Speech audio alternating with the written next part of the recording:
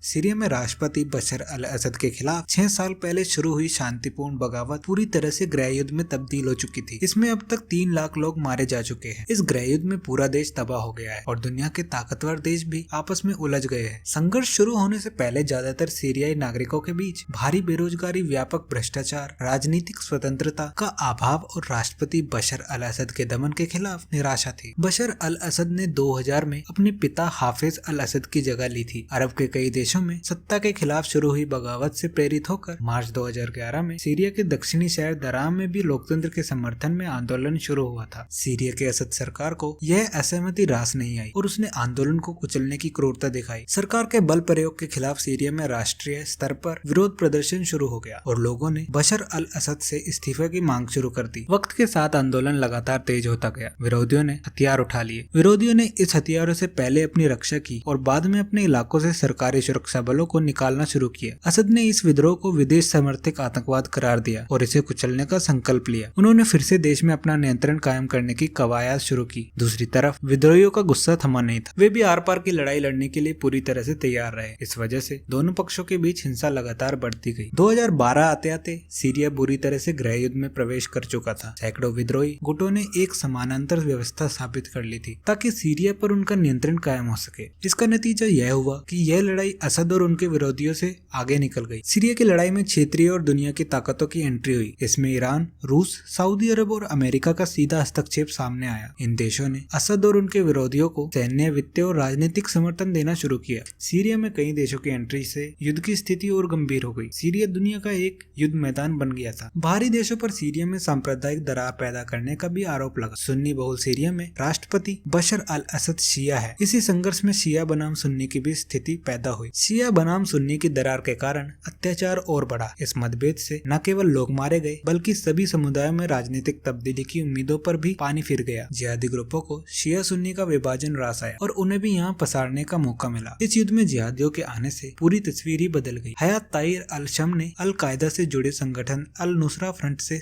गठबंधन किया। इसके बाद इसने सीरिया के उत्तरी पश्चिमी राज्य इदलिब पर नियंत्रण कायम किया। दूसरी तरफ कथित इस्लामिक स्टेट का उत्तरी और पूर्वी सीरिया के व्यापक हिस्सों पर कब्जा हो गया। यहाँ सरकारी बलों, विद्रोही गुटों, कुर्दिश चरमपंथियों, रूसी हवाई हमलों के साथ अमेरिकी नेतृत्व वाले गठबंधन देशों के बीच संघर्ष शुरू हुआ। ईरान, लेबनान, इराक, अफगानिस्तान और यमन से हजारों की संख्या में शिया लड़ाके सीरियाई आर्मी की तरफ से लड़ने के लिए पहुंचे ताकि उनके पवित्र जगह की रक्षा की जा सके। असद के लिए सीरिया में स्थिति मुश्किल होती जा रही थी। असद ने अपना नियंत्रण हासिल करने के लिए विद्रोहियों के कब्जे वाले इलाकों में सितंबर 2015 में हवाई हमले शुरू किए। रूस ने असद का खुलकर साथ दिया। रूस का कहना है कि हवाई हमले में केवल आतंकवादियों को निशाना बनाया जा रहा है। हालांकि एक्टिविस्टों का कहना था कि हमला पश्चिमी देशों के समर्थन वाले विद्रोही ग्रुपों पर किया गया। 6 महीने बाद पुतिन ने सीरिया से अपने सैन्य बलों को वापसी का ऐलान किया। उन्होंने कहा कि सीरिया में उनका मिशन पूरा हो गया है। हालांकि रूसी मदद के कारण ही विद्रोहियों के कब्जे वाले अलेप्पो में असद को फिर से नियंत्रण कायम करने में मदद। यह इलाका दिसंबर 2016 में विद्रोहियों के कब्जे में चला गया था। शिया बहुल देश ईरान के बारे में कहा जाता है कि उसने सीरिया में अरबों डॉलर खर्च कर असद सरकार को बचाने में मदद की। ईरान ने सैन्य मदद के साथ कई तरह की मदद की। ऐसी भी रिपोर्ट आई कि सीरिया में ईरान ने सैकड़ों लड़ाके भेजे। 2014 से लेकर अब तक अमेरिका ने सीरिया में कई हवाई हमले किए। सुन्नी बहुल सऊदी अरब ईरान के खिलाफ सीरिया में विद्रोहियों को मदद कर रहा है। असद के खिलाफ विद्रोहियों को मदद करने में सऊदी अरब की सबसे बड़ी भूमिका है। रिपोर्ट के अनुसार सऊदी अरब इस्लामिक स्टेट को भी असद के खिलाफ मदद पहुंचा रहा है। सीरिया में तुर्की भी असद के विरोधियों को मदद पहुंचा रहा है। संयुक्त राष्ट्र का कहना है कि पिछले 5 सालों में कम से कम सीरिया में 2.5 लाख लोग मारे जा चुके हैं। हालांकि अगस्त 2015 के बाद से यूएन ने मरने वालों की संख्या को अपडेट करना बंद कर दिया है। कई संगठनों का कहना है कि 3,21,000 लोग मारे जा चुके हैं। एक थिंक टैंक ने 4,70,000 लोगों के मारे जाने का अनुमान लगाया है। 50 लाख लोग, जिसमें ज्यादातर महिलाएं और बच्चे शामिल हैं, उन्हें सीरिया छोड़ भागना पड़ा। सीरिया संकट के कारण कई देश शरणार्थियों की समस्या से जूझ रहे हैं। सीरिया युद्ध कब खत्म होगा यह किसी को पता नहीं। वहाँ हर कोई अपना राग अलाप रहा है। इस बीच अमेरिका ने फिर सीरिया पर हवाई हमले शुरू कर दिए हैं। तो ये थी कहानी सीरिया वार की। वीडियो पसंद आए तो वीडियो को लाइक करें, सब्सक्राइब करें और कमेंट जरूर करें।